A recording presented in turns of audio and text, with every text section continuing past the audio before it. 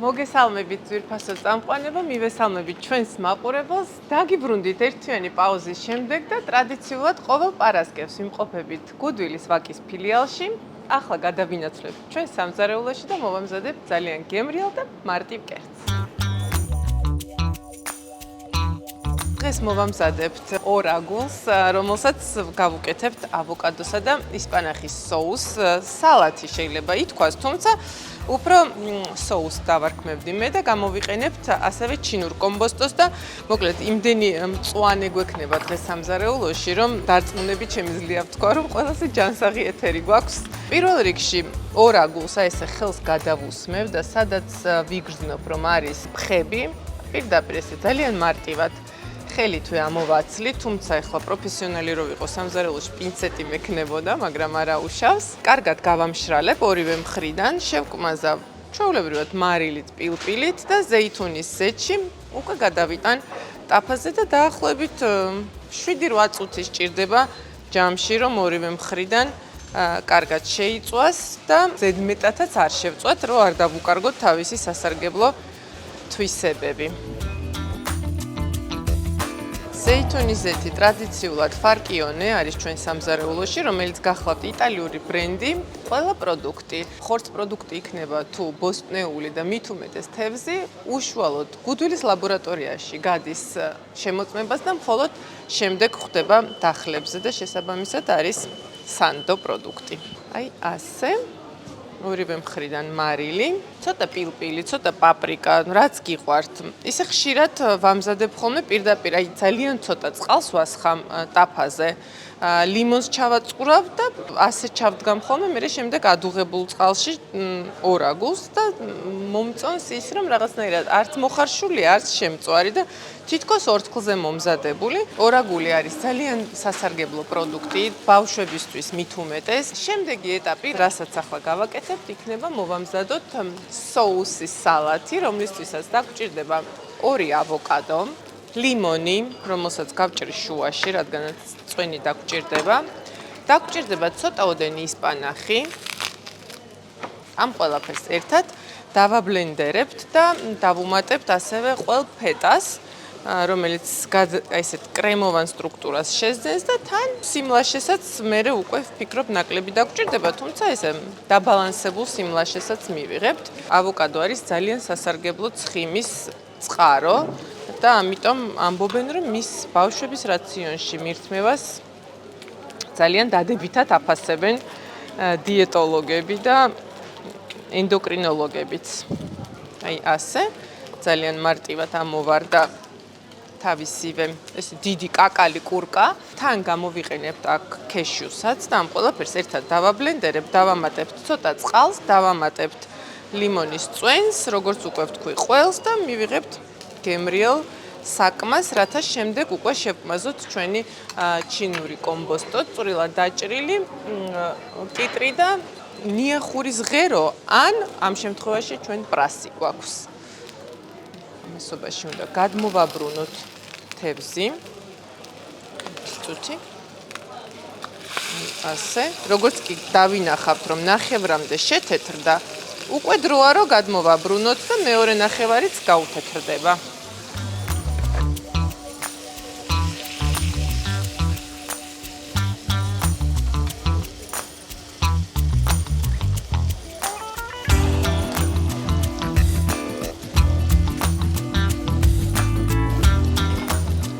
ამბობენ, უფრო მარტივი ხერხი არის ავოკადოს გათლის, თუ მას დავჭრით, აი ესეთ პატარა ნაჭრებად და შემდეგ უკვე პირდაპირ შეგვიძლია, რომ ხელით მოვაშოროთ კანი და აღარ დაგჭირდება კოვსი.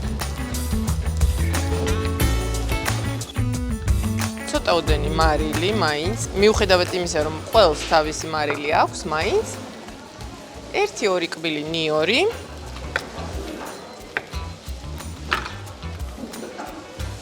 ლიმონის წვენი,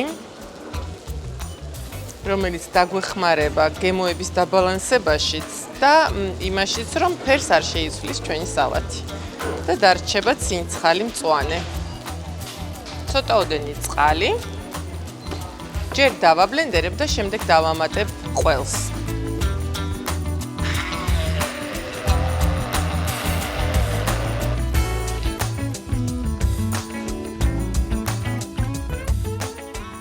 ყოველ პარასკევს ჩვენ შემოგთავაზებთ გუდვილის სამზარეულოდან ძალიან საინტერესო კერძებს და ამავდროულად ძალიან საინტერესო სტუმრებს.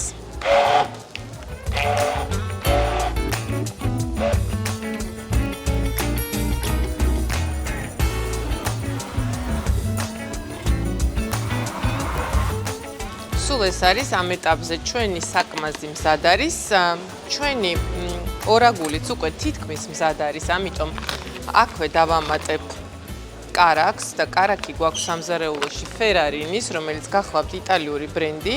ეს პროცესი ძალიან მიყვარს, რადგანაც ვფიქრობ, რომ თევზს ძალიან უხდება კარაქი და ზოგადად მე მგონი ყველაფერს არ არსებობს კერძი, რომელსაც არ უხდება კარაქი. სულ ცოტა დავამატებ ნიორსაც, იმისთვის რომ ეს არომატები უბრალოდ აიღოს.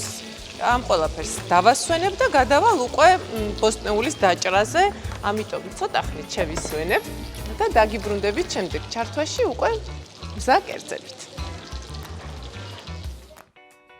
დაგიბრუნდით ეთერში უკვე მზა კერძით.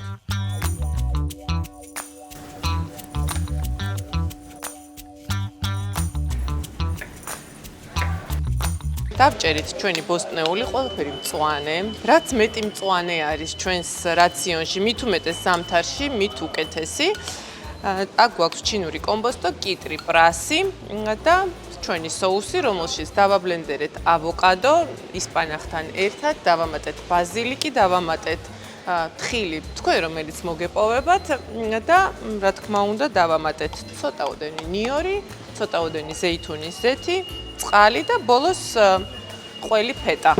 შევკმაზეთ მარილით და პილპილით.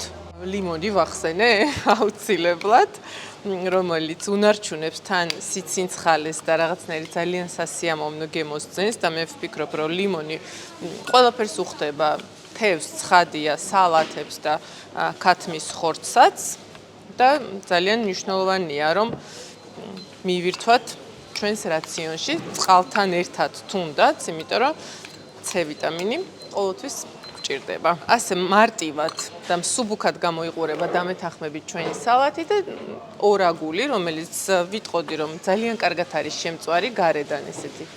როგორი კანატუნა არის, შიგნიდან არის რბილი და წვნიანი, რადგანაც მაღალ ტემპერატურაზე, მხოლოდ 7-8 წუთი შევწვით ორივე მხრიდან გაცხელებულ ტაფაზე ზეითუნის ზეთში, თუმცა შემდეგ დავამატეთ ბოლოს ცოტა კარაქი და ნიორი, რათა ეს გემოები აეღოთ ჩვენს ორაგულს.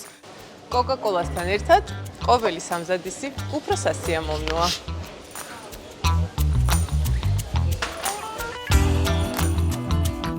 ისე დაგვრჩენია, რომ გავაერთიანოთ თევზი და სალათი. ასეთი ულუფა მოვარჯიშეებისთვის განსაკუთრებით არის საოცრად კარგი, რადგანაც არის აი სავსე სასარგებლო ცხიმებით, ცილებით და უჯრედისითაც. ცოტა გავაფორმოთ მიკრომწვანილებით, რომელიც ძალიან უხდება ყველაფერს. თან გემრიელია, რაღაცნაირი საინტერესო გემო აქვს და თანაც არის ლამაზი. და რა თქმა უნდა, აუცილებლად დაგჭირდება ლიმონი. ესე პირდაპირ სახურად ჩავჭრი და მივუდებ ჩვენს ორაგულს. აი, ძალიან მომწონს, ძალიან არომატულია, ჯანსაღი და სასარგებლო რეცეპტი შემოგთავაზეთ დღეს. შეგახსენებთ, რომ იმყოფებით გუდვილის ვაკის ფილიალში ყოველ პარასკევს შემოგიერთდებით გემრიელი, სასარგებლო და მარტივი რეცეპტებით. აბა დროებით.